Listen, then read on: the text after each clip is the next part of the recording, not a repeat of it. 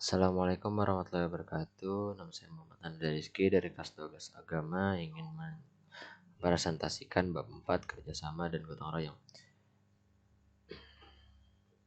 Pembiasaan kerjasama dan gotong royong dalam Quran surat Al-Maidah ayat 2 yang artinya, wahai orang-orang yang beriman, janganlah kamu melanggar syiar-syiar kesucian Allah dan jangan melanggar kehormatan bulan-bulan haram, jangan mengganggu hadiyu hewan-hewan kurban dan qalaid hewan-hewan kurban yang diberi tanda, dan jangan pula mengganggu orang-orang yang mengunjungi Baitul Haram. Mereka mencari karunia dan keridhaan Tuhannya.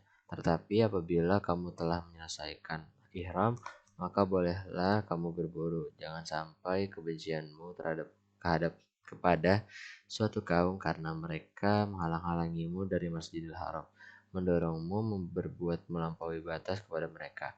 Dan tolong menolonglah kamu dalam mengerjakan kebajikan dan takwa, dan jangan tolong menolong dalam berbuat dosa dan permusuhan. Bertakwalah kepada Allah, sungguh Allah sangat berat siksaannya. Quran surat Al-Maidah ayat 2. Persatuan orang-orang beriman. Dalam hadis Bukhari nomor 5552 yang artinya telah menceritakan kepada kami, Abu Nuaim telah menceritakan kepada kami Zakaria dan dari Amir, dia berkata, saya mendengar Abu Nu'man bin Bashir berkata, Rasulullah Shallallahu Alaihi Wasallam bersabda, kamu akan melihat orang-orang mukmin dalam hal saling mengasihi, mencintai, dan menyayangi bagikan satu tubuh. Apabila ada salah satu anggota tubuh yang sakit, maka seluruh tubuhnya akan ikut terjaga dan panas atau turut merasakan sakitnya. Hadis riwayat Bukhari nomor 5552. Selanjutnya itu hikmah persatuan umat Islam. Ada beberapa hikmah persatuan umat Islam antara lain: A. Terwujudnya kekuatan umat Islam. B. Terciptanya solidaritas yang kuat antar sesama umat Islam. C. Terciptanya persatuan dan kesatuan bangsa. D. Terciptanya kerukunan hidup antara sesama warga masyarakat. E. Terjalinnya kebersamaan dalam sebuah lingkungan. F. Memudahkan segala urusan karena ringan sama dijinjing, berat sama dipikul. G. Menolak segala bentuk serangan dari pihak luar. H. Terwujudnya ketenangan hidup. I. Terciptanya perasaan aman. B. Persaudaraan Muslim. Telah menceritakan kepada kami, Yahya bin Bukhair telah menceritakan kepada kami Al-Laits dari Uqail dari Ibnu Syihab bahwa Salim mengabarkannya bahwa Abdullah bin Umar radhiyallahu anhuma mengabarkannya bahwa Rasulullah Shallallahu Alaihi Wasallam bersabda, seorang Muslim adalah saudara bagi Muslim lainnya. Dia tidak menzaliminya dan tidak membiarkannya untuk disakiti. Siapa yang membantu kebutuhan saudaranya, maka Allah akan membantu kebutuhannya. Siapa yang menghilangkan satu kesusahan seorang Muslim, maka Allah menghilangkan satu kesusahan baginya dari kesusahan-kesusahan hari kiamat. Dan siapa yang menutupi aib seorang Muslim, maka Allah akan menutupi aibnya pada hari kiamat. Hadis riwayat Bukhari. Manfaat ukhuwah Islamiyah. Manfaat ukhuwah Islamiyah, persaudaraan, persatuan, dan kesatuan umat Islam tidak diragukan lagi merupakan kunci kesejahteraan dan kebahagiaan umat.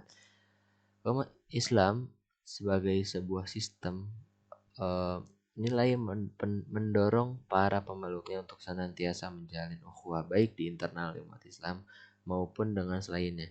Manfaat yang dapat diraih dari kuatnya ukhuwah antara lain: 1. Merasakan manisnya iman. Rasulullah Shallallahu Alaihi Wasallam bersabda, ada 3 golongan yang dapat merasakan manisnya iman, yaitu orang yang mencintai Allah dan Rasulnya lebih dari mencintai mereka dirinya sendiri, mencintai seseorang karena Allah, dan ia benci kembali kepada kekafiran sebagaimana ia benci jika ia dicampakkan ke dalam api neraka. Hadis riwayat Bukhari. 2. Berada dalam naungan cinta Allah. Allah berfirman dalam hadis kursi yang artinya, di mana orang-orang yang saling mencintai karenaku, maka hari ini aku akan menaungi mereka dengan naungan yang tidak ada naungan kecuali naunganku. Hadis riwayat Muslim. Yang ketiga, menjadi ahli surga. Rasulullah Shallallahu Alaihi Wasallam bersabda, barang siapa yang mengunjungi orang sakit atau mengunjungi saudaranya karena Allah, maka malaikat berseru, dan berkata, berbahagialah kamu, berbahagialah dengan perjalananmu, dan kamu telah mendapatkan salah satu tempat di surga. Hadis riwayat Tirmizi. Keempat, dekat dengan Allah. Rasulullah pernah ditanya tentang derajat iman yang paling tinggi. Beliau bersabda, hendaklah kamu mencinta dan membenci karena Allah. Kemudian Rasul ditanya lagi, selain itu apa wahai Rasulullah? Rasul menjawab, hendaklah kamu mencintai orang lain sebagaimana kamu mencintai dirimu sendiri, dan hendaklah kamu membenci bagi orang lain sebagaimana kamu membenci bagi dirimu sendiri. Hadis riwayat Imam Al-Munziri.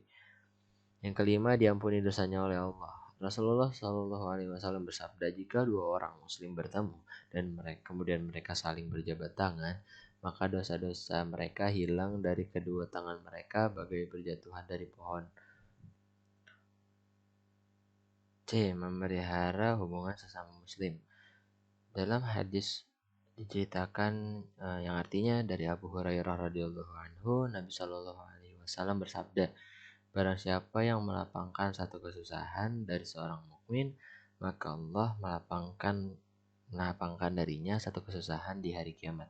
Barang siapa memudahkan urusan orang yang kesulitan dalam masalah hutang, maka Allah Azza wa Jalla memudahkan baginya dari kesulitan di dunia dan akhirat.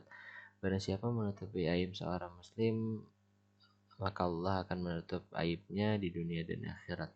Allah senantiasa menolong seorang hamba selama hamba tersebut menolong saudaranya.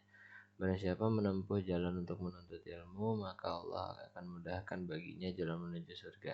Tidaklah kaum berkumpul di salah satu rumah Allah atau masjid untuk membaca kitabullah dan mempelajarinya di antara mereka, melainkan ketentraman akan turun atas mereka, rahmat meliputi mereka, malaikat mengelilingi mereka, dan Allah menjunjung mereka di tengah para malaikat yang berada di sisinya. Barang siapa yang diperlambat oleh amalnya dalam meraih derajat yang tinggi, maka garis keturunannya tidak bisa mempercepatnya. Takhrij hadis di sini yaitu hadis ini sahih diriwayatkan oleh Muslim, nomor 1 hadis Muslim, nomor 2699, yang kedua Ahmad, kitab 2 252 335. Abu Daud nomor 3643, yang keempat ada Tirmizi nomor 1425 200 2664 2646 2935. Yang kelima ada Ibnu Majah nomor 225, yang keenam ada Ad-Darimi kitab 1 99. Kitab 1 ke 99 99. Ibnu Hibban nomor 78 dalam kitab Mawariduz Zam'an. Yang ke-8